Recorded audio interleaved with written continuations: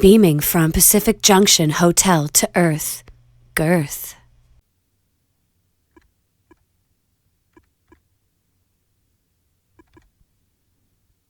Welcome to the Synexus Conference Manager. Please enter your conference ID followed by the pound key. At the tone, please record your name. When you're finished, press the pound key. Sammy Younan. This conference may be recorded. Joining conference. While I'm waiting for Dave O'Connor to get on the line, I'll fill you in on who he is. Dave O'Connor's not a household name, but trust me, he impacts your household. As an executive producer, he's given us David Blaine, Real or Magic, Tony Robbins, I Am Not Your Guru. That was a surreal documentary. You need to see that. I don't even know how to explain that one. Mars, I think it's on the National Geographic Channel with Ron Howard and Brian Grazer, the dude with the hair. And for ESPN 30 for 30s. 30 for 30s, yo! He executive produced 2 of them. Doc and Daryl, a 2016 baseball story. And You Don't Know Bo, The Legend of Bo Jackson. Phenomenal 30 for 30. That's your homework if you haven't seen it. And he's also executive produced one of Netflix's earliest docs, Keith Richards' Under the Influence, which was directed by Morgan Neville, the director who won an Oscar for 20 Feet from Stardom, and one of Dave's partners on Abstract, The Art of Design, the Netflix docu-series on, design. I don't know how else to put it. The second episode features Tinker Hatfield and Michael Jordan. It's launch day for Abstract, The Art of Design, so it's a fantastic opportunity to talk to Dave O'Connor. Has joined. Hello. Hey, Dave, this is Sammy. What's up, Sammy? How are you? I'm good. Thanks again for taking some time to do this. Absolutely, man. Psyched to talk to you, and thanks for shooting that note over. Welcome. I want to say happy launch day to you. Abstract is now out on Netflix, and that must be very exciting. Do you have any rituals or celebrations when a project is finally on the air? Yeah, I think it's funny. Thank you first of all for that. It launched globally at midnight Pacific time U.S. So that for me was 3 o'clock in the morning. You're based in New York. Yeah, so which is a few hours. I'm an early riser, but not quite that early. So a few hours before I normally wake up. But I did first thing this morning when my children got out of bed, sat them down, and instead of the normal SpongeBob or something like that in the morning, they got to see Daddy's show on Netflix, which was pretty cool. Way to go! Yeah, so that was a lot of fun. And what's their review? Thumbs up? Yeah, I think they were happy to see what I told them was my name on the credits. Mm-hmm. So my daughter can recognize my last name. My son's too young. He was just taking my word for it. And he's a big car fanatic.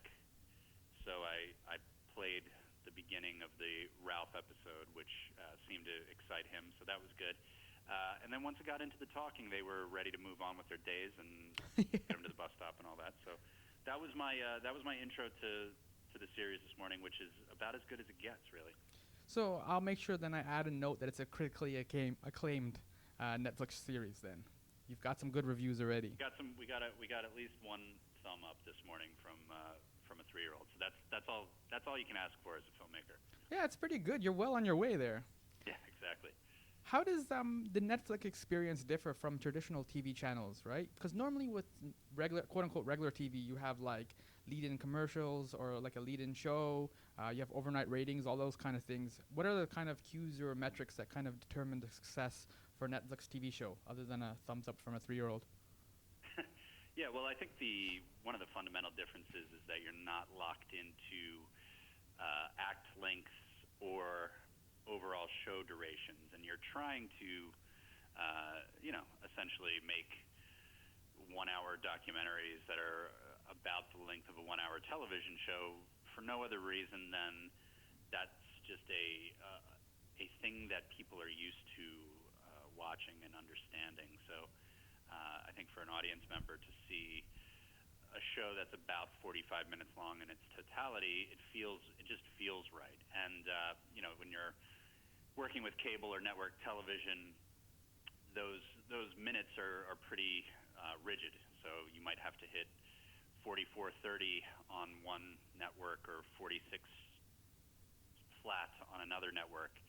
and you're crafting the content obviously for quality and to make it as good as possible, but you have these other things that you're constantly dealing with where, I want to lose that shot. Well, that shot is 3 seconds long, and now we have to figure out a way to extend something else or tweak the music to fit. So the fundamental freedom of the format here is that you have the ability to make these minor expansions and contractions purely on a qualitative basis rather than on some sort of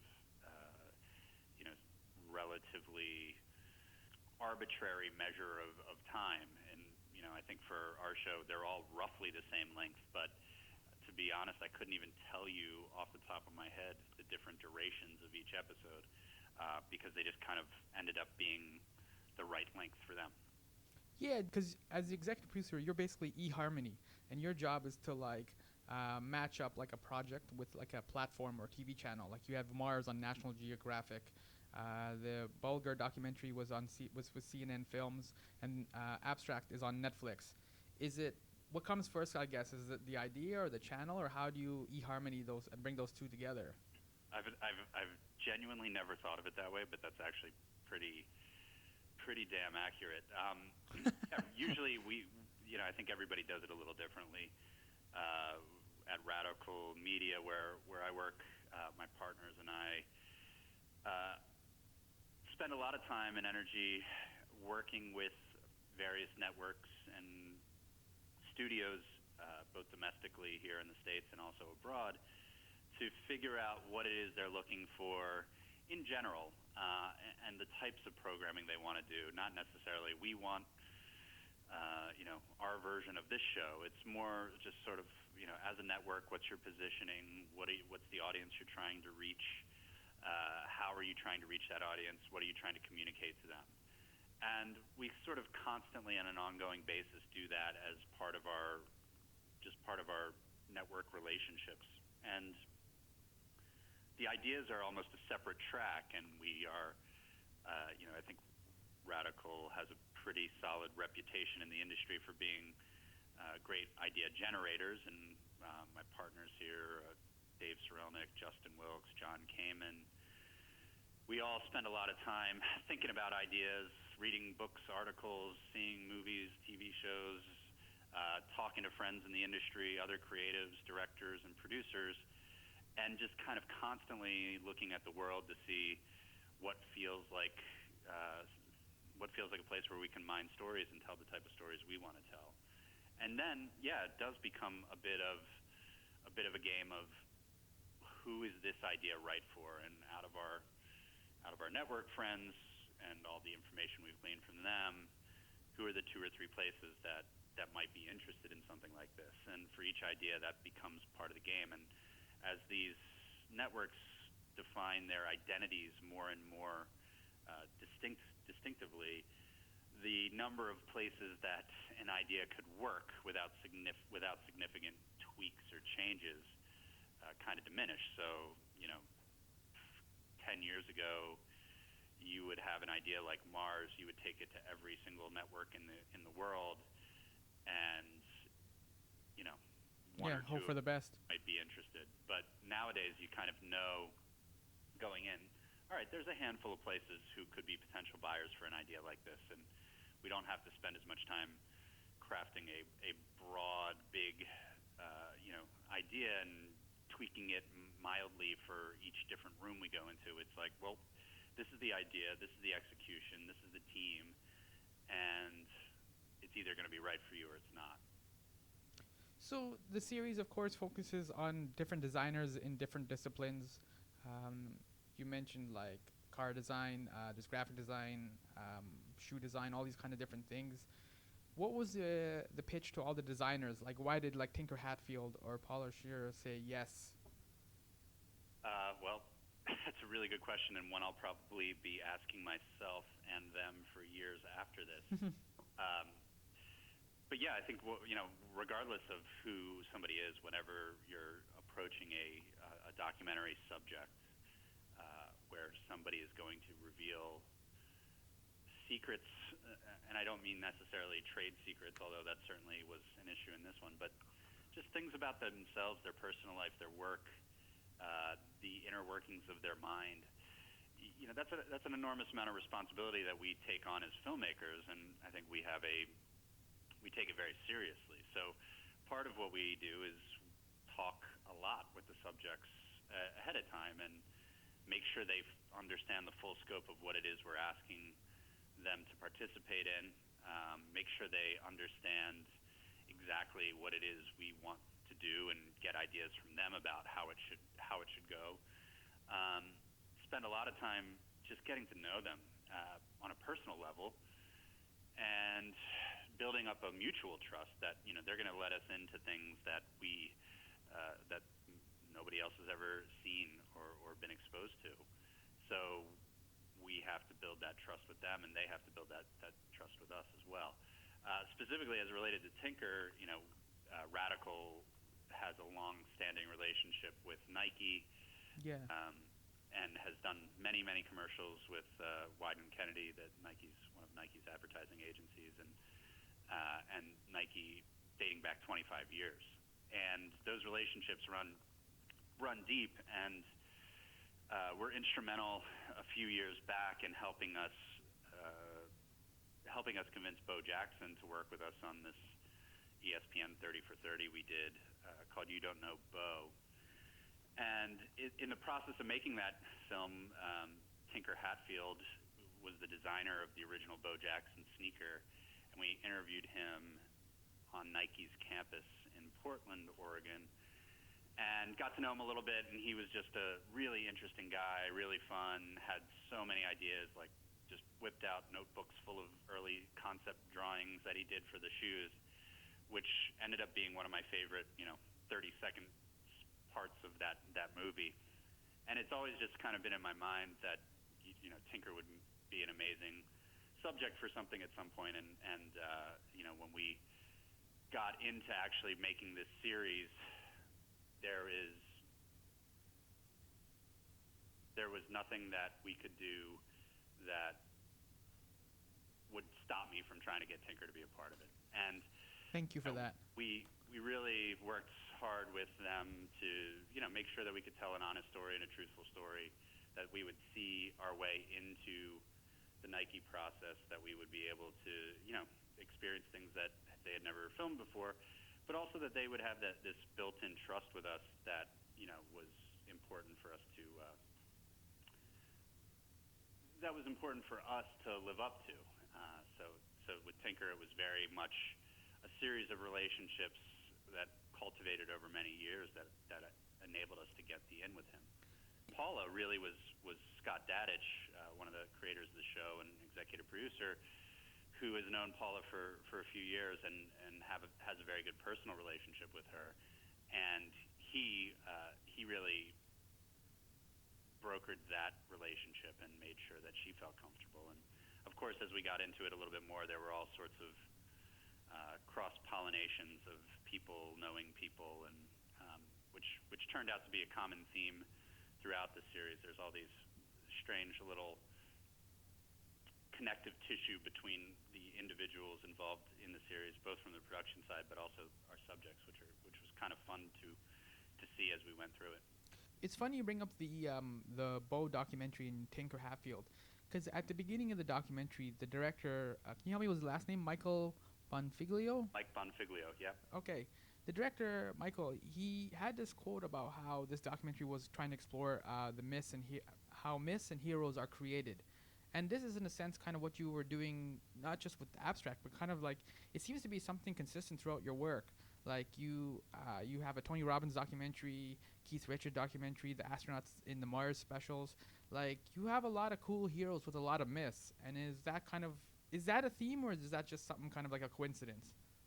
Well, I think the theme is really, going back to the fundamentals of what makes a great story and what makes a great character. And I think there is a commonality in a lot of these stories that they can't just be interesting people. They can't just be people dealing with a thing. That's very common, but it's it's not enough. So you have to be interesting people. You have to be interesting people, who have confronted something, and you just follow basic storytelling rules. And I think in documentary, it's especially for people that are new to it, it's easy to fall in love with the charisma of a person or the basic framework with which they view the world, and you have to get beyond that stuff. And I think when successful documentaries, whether they're television series or films, work, you have to break through those hindrances and just say, if this were scripted, it would work too. It's got to be just really good. And to me, and I think to Radical, and certainly to Morgan Neville and Scott Dadich, it always comes back to who are these characters, what is their story. And I think Mike Bonfiglio, who's a great filmmaker, he nailed it at the top of that film. And I think his framework for how we dealt with Bo in that film was pretty much the only way to break free from some of those biographical tropes and get into the deeper meaning of why this athlete resonated so deeply with so many people. So we definitely try to do a similar thing with each of these designers, pairing them with directors who could unlock their true deeper meaning and find something about their character and their story that was bigger than just impactful design. How did you work with the directors then? As you said, you kind of matched up the directors with the designers, because Scott Dadich had a cool thing. He said you didn't want to make like a moving version of a coffee table book. So how did you kind of guide the directors, or was there any? Because each of the episodes has a different beginning, a different theme song, all those kind of things. Is there any sort of commonalities or consistencies across each episode?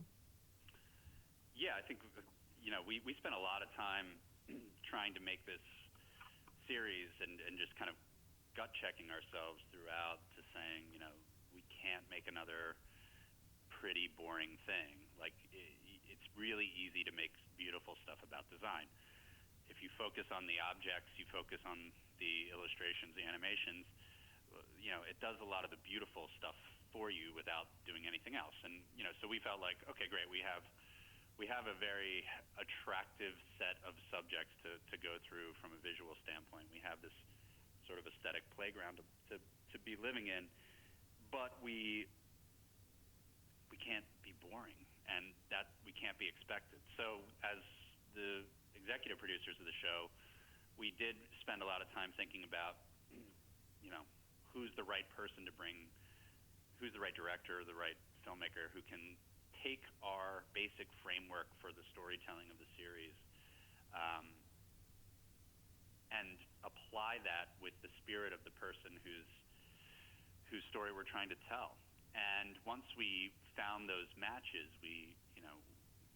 to go back to your eHarmony example, we played that level of matchmaker, and then we just sort of guided the directors through the process.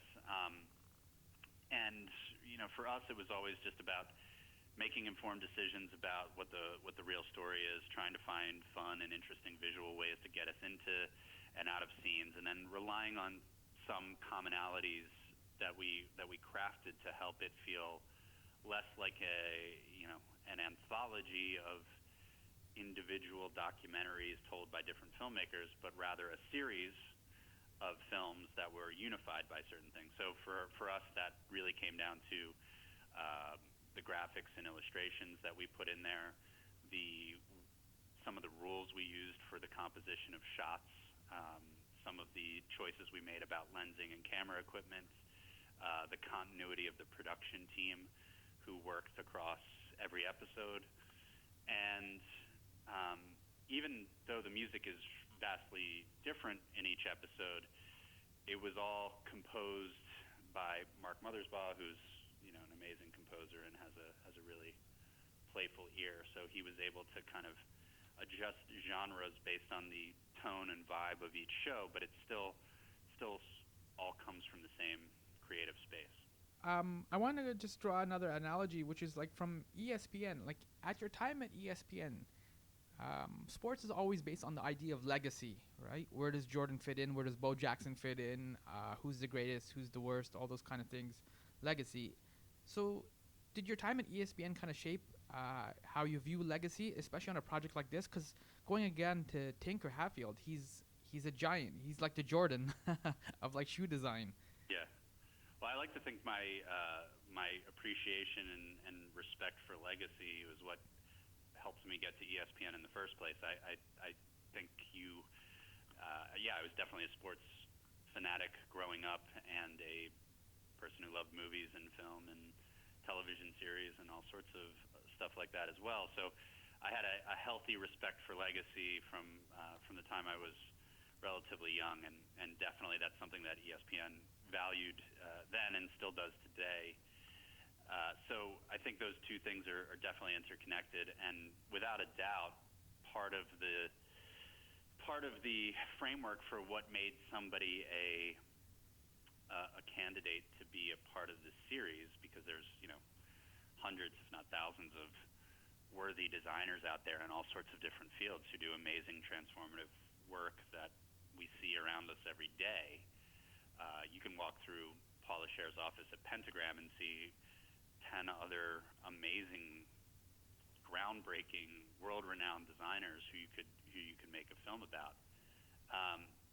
Their work stands up to it. So what we had to balance was not just the work, but where are they in their careers? We wanted people who had amassed a body of work that was substantive enough that you could say, yeah, this person has made lots of stuff that we can see and look at. But they're also still vibrant and still out there and still working, and the stuff that they're doing is still vital and real, and you can feel the energy and passion they still pour into it. So to some degree, this was like looking for people who had built enough of a body of work that they could definitely be a part of the conversation of we've reached the pantheon of design, and they're there, but they still may not have even done their best work, or the thing they might end up being known for might not yet have been created. So they're still active. They're still crafting their identity, and I think that was important to us. That if you look at it in sports, we didn't want to necessarily tell the Michael Jordan story of the greatest designer ever to live. We wanted to tell the Kevin Durant story, like one of the great designers who's still building that legacy today. So that was kind of how we would distinguish it in sports vernacular, anyway. That's a great analogy. Was there any designers you couldn't get, or they just said no, or are you going to be hoping to add more episodes later on? I'm definitely hoping to add more episodes later on. I think Scott, Morgan, John, and Justin and I are obsessed with this show. We love it. We loved making it.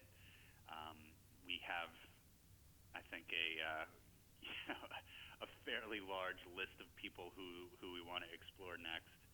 So hopefully it does well, and Netflix is interested in doing more with us. But yeah, we have a lot of people who we're interested in talking to. We definitely had people who we couldn't secure as part of the first season, and some of that was to do with scheduling conflicts. Some of that was to do with very rational, like, who the hell are you guys, and why would I ever do this kind of conversations. And some of it was due to just kind of the basic opportunity not intersecting from a storytelling standpoint. Like, this will be great, but the kind of thing you're looking to follow in my world won't be really relevant. There's nothing really exciting that I'm allowed to let you in on until around this time, and it just didn't fit our production window. So there's a bunch of different reasons why it can't work out, and you definitely have to cast you can't just assume that you're going to get everybody that you want, and you kind of have to look for a mix of people who are out there and interested. And I think we because of that, we've got a leg up if we are ever to do more episodes. We've certainly got a large group of people who we've built a lot of that groundwork with, whose story we just weren't able to tell in the first season that we would love to still be able to get into. For the stories you did tell, though, I noticed there's a lot of like fun, joy, a sense of play that runs through a lot of the episodes, and it's not reflective of all of like the stress or the deadline or like the importance of the work. There's like a Nick Cannon line. Sorry, I don't know where the Nick Cannon part of the interview. There's a Nick Cannon line where he says, "My vocation is my vacation," and that seemed really reflective of like a lot of the designers that you talk to. They're having a good time. I think that's true, and I think these are people that are, highly, highly capable. They're not scared by challenges, and they confront them with this systematic approach. And honestly, it's been really liberating for me as a producer to witness how they work and see the lessons I can take from that and apply to my own life, because they approach it with confidence. And that doesn't mean that they all believe that everything is going to work out and they just kind of forge blindly through it. They just each of them breaks down their problem to the smallest piece to decide upon, and they make a decision, and that opens up a new set of problems and a new set of decisions, and then they just kind of confront them one at a time and move through it. So it was really important to us that we captured their real process and a real sense of it, and I think it would have been very easy and lazy of us to try to manufacture false stakes and make the ticking clock or the deadline a returning theme of existential dread that they're always confronting. And it just would have been lazy filmmaking, because that's not who these people are. These people are people who have multiple things going on simultaneously. They manage them all incredibly well. They create high-level work, and they almost thrive off of the intensity and the challenges. And it does feel like a hell of a lot of fun for them. And being with them when they're doing these things is also a hell of a lot of fun. I don't think I've ever had more fun out shooting things than I did on this series. And I know that Morgan and Scott and the rest of our production team, who traveled all over the world to tell these stories, really just had a great time making it. Because you have the focus on, as you said, like the process and how these guys and girls are working, did you start rethinking how you do your creative process? Did it reshape your creative process a little bit? I hope so. I try very much to take away lessons from what I learned from these people, and one of the main reasons, selfishly, that I want to keep doing more of them is to learn more from more great people. But yeah, I think it opened my eyes to new ways to look at the world. It opened my eyes to new ways to breaking down challenges in front of me. It opened my eyes to different disciplines that had similar challenges that we face in production. And I think ultimately we approached the series as a giant design project in and of itself, and it made it possible to get through it, because it wasn't easy, but it was a hell of a lot of fun. And I think that's one thing that I learned through this process and through watching these folks, is that fun and easy don't necessarily match up all the time. There's this notion that fun has to be simple, fun has to be easy, but really, when things get hard and things get challenging, that can actually be some of the most fun you can have, because the possibilities are all there in front of you, and you have to just kind of make some choices and go with it, and you live with the consequences of it, and that can be really exhilarating. Similar to that too, the idea of a blank page, you had a number of shots where the designer would sit down with a blank page, and blank pages can be very inspiring too, even though some people find them daunting. Yeah, I think blank pages were one of the themes that recurred through the series. It's funny, the word abstract comes up quite a bit in the series, not prompted by us, just people saying it and meaning different things often when they say it. But yeah, the blank page is one of the most terrifying things for a lot of people, and I think even for some of these designers, the blank page is hard. But when I think Christoph did an amazing job in his film of showing us how the blank page can be both intimidating and liberating, and you know, you shouldn't be. You can be terrified of the blank page, but you shouldn't let that paralyze you. You need to still move through it. You need to still do the work. And you know, I've been through this process, even reading old interviews from people like Ray Bradbury, the science fiction writer, who says very similar things, like, you know, you can't be too precious about writing. You just have to take the blank page and put words on it and trust that it's going to be good. And when it's not good, you make it better. And if you spend too much time just staring at the blankness, then nothing good's going to come of it. You gotta approach it one step at a time. I want to touch on just Radical, because you guys have a unique position, because you're not just a production company. You kind of do apps, a number of different types of content, but also you have like a artist in residence kind of thing, don't you? Yeah, we do. We definitely try to be multidisciplinary. Oh, that was the fancy pants word I was looking for. Yeah, thank you. Yeah, there you go. We try to stay on top of the latest technologies and understand how entertainment is being consumed across all these different platforms. And it's something that when John Kamen, our CEO and founder, started the company, he really leaned into. And part of the reason that the company is even named RadicalMedia was just to underscore this notion for ourselves and for our partners, that we wanted to just keep pushing ourselves. We have a sign over our door when you walk in that says Radical Media Never Established, and we take it seriously. We try to reinvent ourselves. We try to push to create in new forms and fashions, and work with really talented people across all sorts of different disciplines. And I think that leads to the artist in residence program, which is, you know, a sort of tongue-in-cheek way of phrasing it. But we have a lot of friends of Radical who we work with on a project or two, and they just stick around. And part of the environment we've built here is a family environment. You know, it's a relatively large production apparatus. You know, we've got our headquarters here in New York City. We've got a nice big office out in Santa Monica, and other offices around the world that all kind of feel the same. They all feel comfortable and fun and creative. And we find people who are like-minded, and we work with them on one thing, and then like 8 years later, they're still here, and we're still working with them on other things. And we take a lot of pride in building those relationships.